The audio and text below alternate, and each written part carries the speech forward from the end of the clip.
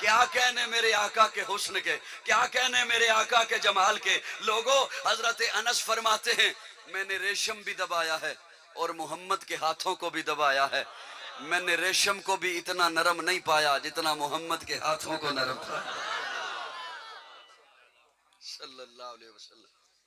ایک جملہ میں اور بول کے اس آیت تے آنا چاہنا۔ تسی ویسے خوش بیٹھے ہو؟ گل میری سمجھ بھی آ رہی ہے؟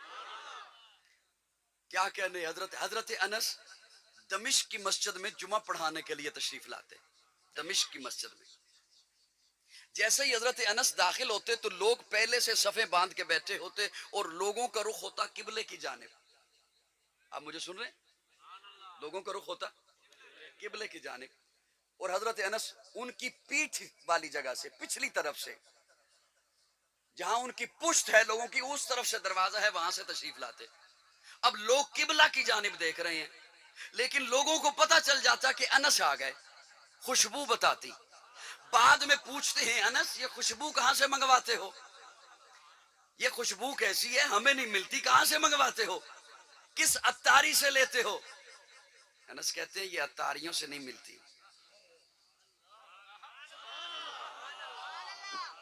میں حضور کی خدمت میں ہوتا تھا، پیارے آقا کو موسم کی شدت کی وجہ سے یا کسی کام کی مشقت کی وجہ سے جب پسینہ آتا تو میں کوشش کرتا کہ وہ پسینہ ایک شیشی میں جمع کر لوں، اسی میں سے لگا کر آتا ہوں۔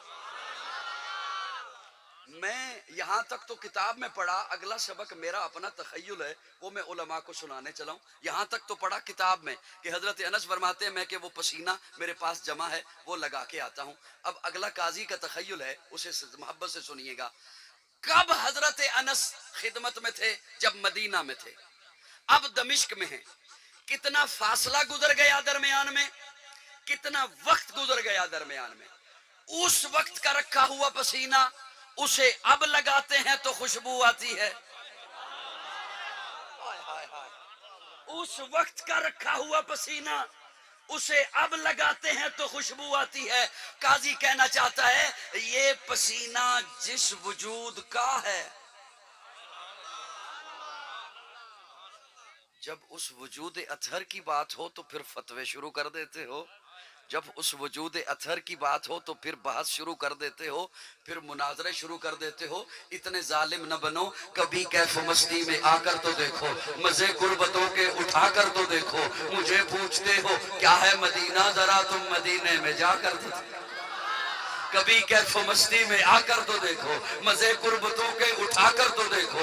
مجھے پوچھتے ہو کیا ہے مدینہ، ذرا تم مدینے میں جا کر تو دیکھو۔